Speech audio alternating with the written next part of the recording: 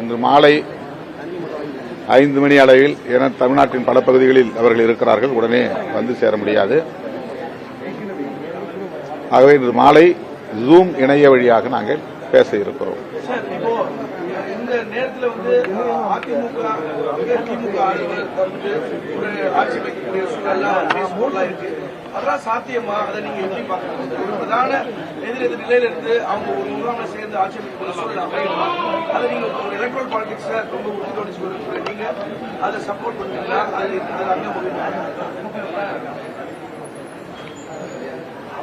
இது நாங்கள் கலந்து பேசாம நான் முன்கூட்டியே கருத்து சொல்வது சரியாக இருக்காது.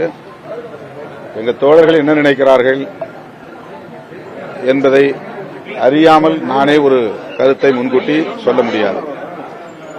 ஆகவே மறுபடியும் சொல்லுகிறேன், உயர்நிலைக்குழு கூட்டம் முடிந்த பிறகு